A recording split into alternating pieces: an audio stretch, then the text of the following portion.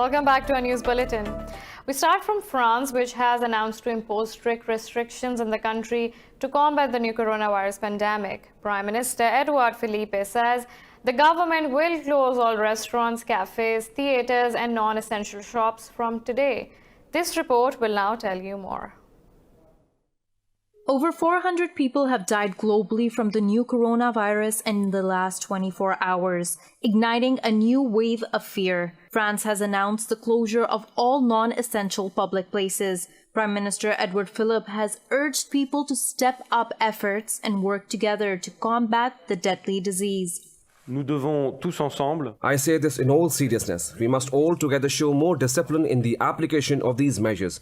We need to do at the moment is straightforward. Avoid gathering as much as possible, limit friendly and family reunions. Only use public transportation to go to work and only if a physical presence is required.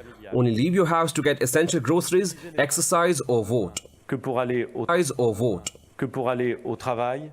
The Spanish government has also declared a 15-day national lockdown from Monday to battle the pandemic. Spanish Prime Minister Pedro Sanchez's wife, Begoña Gómez, has tested positive for the virus. The World Health Organization says almost 10,000 cases have been confirmed outside China in a day. It said additional 13 countries have reported infection cases, lifting the number of affected countries and regions to 135. Any country that looks at the experience of other countries with large epidemics and thinks that won't happen to us is making a deadly mistake. It can happen to any country. Meanwhile, U.S. President Donald Trump has tested negative for the coronavirus after rumors spread that he came into contact with a patient. However, as the coronavirus continues to spread, countries with the most cases are reporting more recoveries than new infections. This has given a ray of hope that disease may be curable and not necessarily fatal. In China's Hubei province, over 54,000 people have recovered since the outbreak, with only 4 cases reported in Wuhan city in the past 24 hours. South Korea says it has 76 new cases, while 120 people have been discharged from hospital after recovering. This is the 3rd day in a row that South Korea has reported more recoveries than new infections. Similarly, around the world, a total of 73,966 patients of COVID-19 have shaken off the illness. Pakistan's Prime Minister Imran Khan has advised people to follow safety instructions issued by the government. He said there is a need for caution but not panic. Moreover, South Asian Association for Regional Cooperation leaders will hold a video conference today over coronavirus pandemic. The conference is being held after Pakistan agreed to participate in the moot over Indian Prime Minister Narendra Modi's appeal. In a tweet, Modi said, coming together of regional states will lead to effective outcomes and benefits to the citizens. Special assistance to the Prime Minister on Health, Zafar Mirza, will take part in the conference to represent Pakistan. Earlier, Pakistan's Foreign Ministry said the threat of COVID-19 requires coordinated efforts at the global and regional levels. South Asia is on the edge after the increase in virus cases, with 102 in India, 31 in Pakistan, and 23 infections in the other 3 states. In France, voting has begun in the first round of local elections amid coronavirus outbreak, which has claimed 80 lives in the country so far. Over 47 million people are set to vote in today's polls. Almost 35,000 municipalities will elect their mayors, including Paris, which is the country's most high-profile job in local government. The second round of elections will be held on 22nd March. French election officials say they are taking a series of measures to curb the pandemic on election day. We set up the voting precinct in a certain way to fight the coronavirus, especially by changing the direction of the voting booth to limit the holding of the curtain, which is supposed to keep votes confidential. We reoriented the voting booth entrances towards the wall. That way, voters can go into the voting booth without having to close the curtain, touch it, or reopen it. Russia's President Vladimir Putin has signed off constitutional reforms that allow him to run for 2 more terms as president. In a statement, Kremlin said the lower and upper houses and all regional parliaments have approved the changes, which now have been sent to the Constitutional Court. The court must now rule whether the changes are legal, ahead of a planned nationwide vote on the reforms on April 22nd. Kremlin says the vote may be initiated over the internet due to coronavirus, which the opposition has criticized as a sure way to falsify the result. The amendments change the balance of power by increasing the role of the State Council advisory body. They also give both Parliament and the President additional instruments of authority. Putin proposed to change the constitution in January, but continued to deny that he is seeking an extension. The North American Aerospace Defense Command says it has intercepted 2 pairs of Russian military reconnaissance aircraft near northwestern Alaska state. In a statement, the joint U.S.-Canadian command said the Russian aircraft remained in the air defense identification zone for hours. The command said the Russian jets never entered the sovereign airspace of the U.S. or Canada. The aircraft strolled in the vicinity of the U.S. Navy's exercise in the Arctic Ocean. The Navy is conducting submarine exercises in the ocean. Now moving on to Afghanistan, where opposition parties have agreed to form a council for the peace process in the country. Politicians, including Abdullah, Gulbuddin Hekmatyar and Hamid Karzai, met at the home of High Peace Council head Karim Khalili. During the meeting, attendees agreed council is the only way to address challenges in peace process. In a statement, the politicians said absence of such council will give the Taliban an upper hand in intra-Afghan talks. It said the dialogue with the Taliban must be started as soon as possible and the body should be set up to decide on the negotiation team. The Kabul government has not yet responded to the proposal. The government said it will announce a list of consulting bodies and a negotiation team after the Taliban enter direct talks with the government. Meanwhile, Afghanistan plans for the release of Taliban prisoners have stalled over disagreements on the number of detainees and guarantees that they will not return to fighting.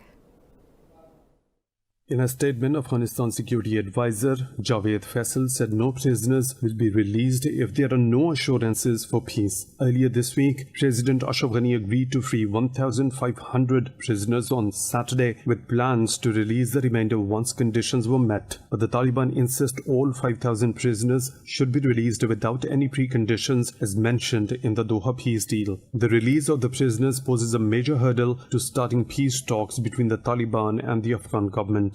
Besides this, the additional challenge of rising discord between Ghani and his political rival Abdullah is overshadowing the peace process. Both men say they are the country's rightful leader. Their feud is leading to the risk of parallel governments and is hindering the appointment of a delegation to negotiate with the Taliban. In India, the support for Anti-Citizenship Act protesters has increased in Lucknow city of Uttar Pradesh state. The development comes after the UP government put up posters across the city revealing identities of demonstrators. The common people have written, "I support you" messages on the banners and billboards of the activists. Meanwhile, a group of civil rights activists has urged Delhi government to enhance compensation for victims of violence. The group has asked the government to include individuals who face sexual violence in the list of riots victims. 83 people, mostly Muslims, have been killed in the protests against the citizenship law in the last 3 months. Meanwhile, Indian Congress leader Ghulam Nabi Azad says New Delhi must reverse its decision to scrap occupied Kashmir's special status. Speaking after meeting former Chief Minister Farooq Abdullah in Srinagar, Azad said the political process should begin in Kashmir. He said the decision of declaring the occupied Kashmir as a union territory is an insult to the people of the state. He also called for the release of all political detainees in the occupied valley. We have a lot more coming up right after this short break, so stay tuned.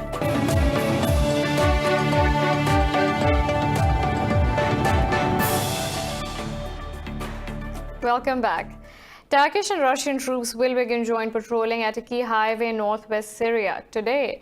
The exercise was decided in the ceasefire agreement reached in Moscow on 5th March. Turkish Foreign Ministry announced the development after two sides ended 4 days of talks in Ankara over the technicalities of ceasefire. Talking to media, Foreign Minister Hulusi Akar said Ankara hopes for the truce rapidly becomes a permanent one. Syria's conflict has entered its 10th year, with Bashar al-Assad's government consolidating its hold over the country. In the last 9 years, 384,000 people have died, including over 116,000 civilians, with 11 million people displaced. U.S. Senator Bernie Sanders has won the Northern Mariana Islands Democratic presidential caucus against rival Joe Biden. The Vermont senator got 84 votes, while Biden got 48 votes. Overall, Biden has a near 150 delegate lead over Sanders after the former vice president had a series of victories earlier this month. The two candidates are scheduled to debate today, which has been moved from Arizona to Washington amid coronavirus concerns. A U.S. territory since 1975, the Northern Mariana Islands participates in the presidential primary process, but not the presidential election. A Canadian woman and her Italian partner have been handed over to UN peacekeepers in Mali after being kidnapped in Burkina Faso 15 months ago. In a statement, the UN mission spokesman said that the pair were found near Mali's northern city of Kidal. Edith Belez and Luca Tejeto went missing when they were traveling through Burkina Faso in December 2018. It is not known who was behind the abduction or if any ransom was paid. Security has deteriorated in recent years across Africa's Sahel region, where hundreds of civilians have been killed by militias. New Zealand is marking the grim first anniversary of the Christchurch mosque massacre that killed 51 people. While coronavirus concerns led to the cancelling of an official remembrance service, a crowd still gathered to honor the dead. This report has details. Today marks the first anniversary of the deadliest mass shooting that claimed 51 lives and wounded dozens of others. A white supremacist gunman carried out the attacks at two mosques targeting Muslims attending Friday prayers. Prime Minister Jacinda Ardern admits there is much more her country and the world leaders can do to tackle white supremacists. Leaders now have a stage that is amplified beyond the domestic, and that because of that we all have a responsibility. We all have a choice. We either promote ideas of inclusivity and are careful never to blame groups when we have challenges domestically, or we don't. But my call on leaders is to remember that your words travel, your sentiment travels. There are no borders anymore, and the impact of what you say can impact my nation as much as your own. Cancelling the service, Ardern said a precautionary approach is needed as 6 cases of COVID-19 have been reported in the country. But on Friday, thousands of Muslims gathered at the Al-Noor and Linwood mosques to hold combined services for the victims. They said it was important to share the sorrow and hardship and keep the memory of the dead alive. I came here to support my Muslim brothers and sisters here, to share with them the sorrow and the hardship that they've been through. The mosque attacker Brenton Tarrant, an Australian national, is due to go on trial on 2nd of June, facing terrorism charges plus 51 counts of murder. Earthworms are probably one of the last things you could ever imagine eating. But one Latvian scientist says the creepy, slimy creatures are an excellent source of protein. They are cheap, and unlike more mainstream sources of protein, they have no carbon footprint.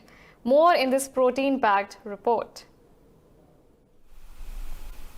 Most people would probably rather eat a burger or steak than earthworms. But food science researcher Idra Gedrovica says you should give them another chance. She says earthworms have just as much protein as beef or chicken and up to 3 times as much when dry. If you look at the nutrient quality, earthworms are rich in protein. In fact, when they are fresh, they are equivalent to the meat we are using. But when dried, they are 3 times as rich in protein as meat and other sources.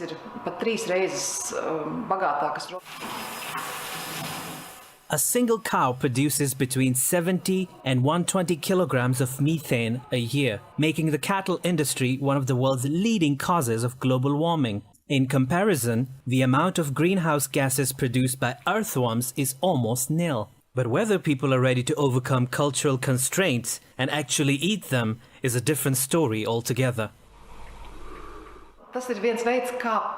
This is a way to slowly make people accustomed to something so unusual, because to immediately and completely replace the usual protein sources that come from meat with earthworms is unacceptable for people. The products they use on a daily basis are more likely to continue to be used, even if one of the raw materials is so unusual and it could be more easily accepted.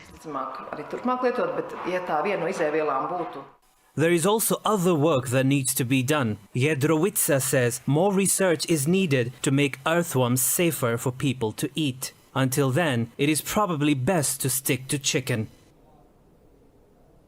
In Serbia, farmers are growing the world's hottest peppers under the snow. Despite the wintry temperatures, they cultivate chili crops beneath Mount Corriente in the town of Niska Banja. This report has more on chilies. December snow flurries in Serbia haven't stopped Alexander Tanic from cultivating his scorching hot crop. The crinkly chili pepper, called the Carolina Reaper, is listed by Guinness World Records as the world's hottest. First bred in South Carolina, the pepper boasts 1.6 million heat units on the Scoville scale.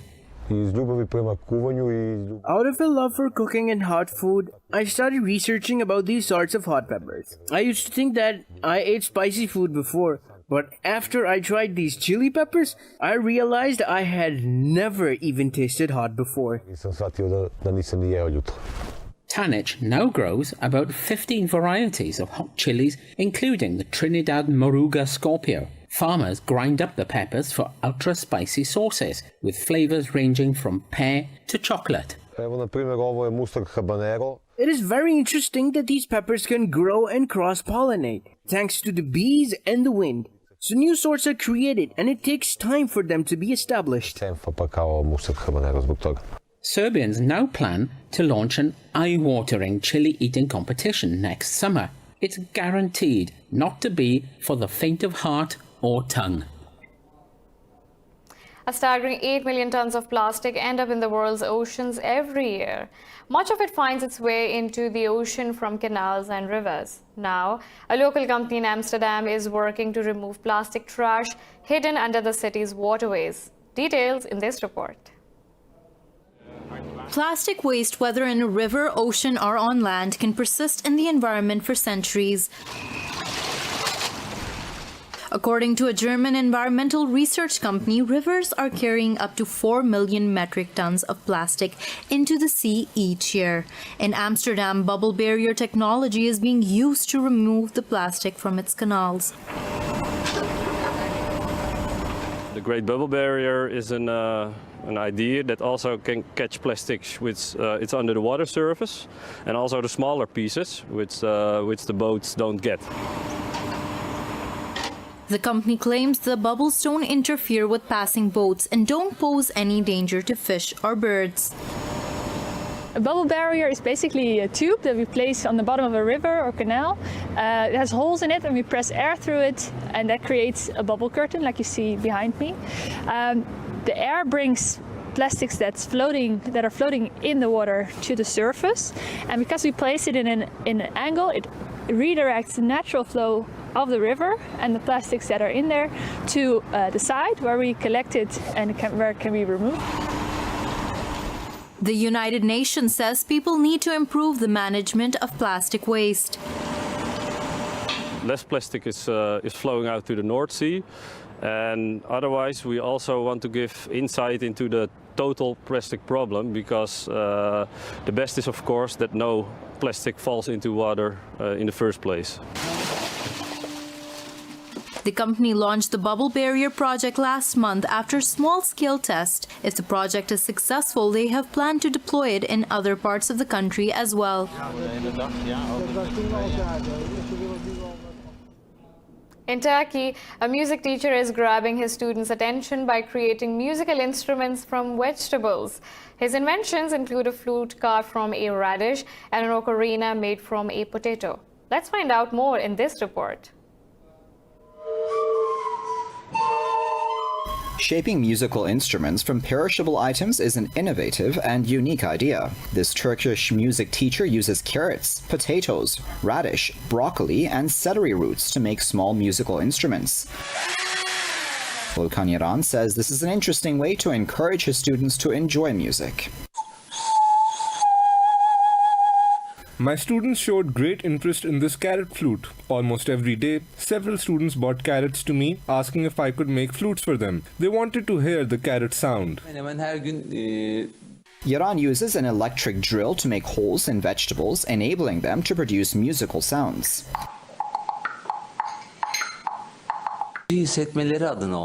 My aim was to show the students that music is everywhere in nature, so they could better feel the music. This activity has made Yaran's class a favorite among students. This is what children love, especially the fries. I made an ocarina out of a potato. Here is the real ocarina, and here is the potato ocarina.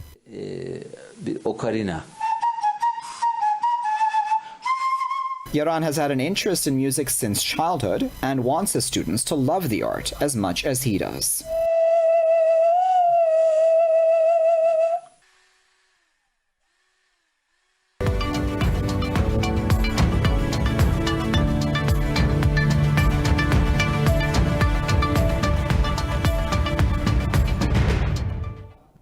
UAE and Saudi Arabia central banks have announced to inject over $40 billion stimulus plans to ease economic impact of coronavirus outbreak in their countries. UAE central bank announced $27 billion economic plan to support commercial banks and businesses in the country, whereas Saudi Arabia's monetary authority said it had prepared over $13 billion package to help small and medium-sized enterprises. Saudi funding aims to grant SMEs 6 months deferrals on bank payments, concessional financing, and exemptions from the costs of a loan guarantee program. Saudi Arabia and UAE are expected to face wider fiscal deficits this year due to slump in oil prices.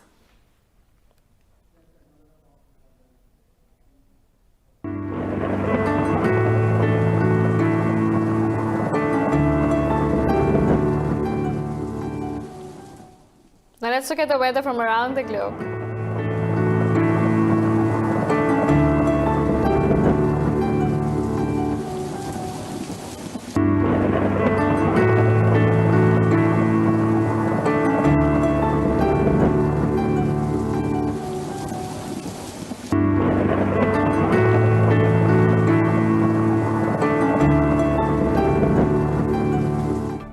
This is all for now. For the latest updates, you can follow us on social media at indus.news.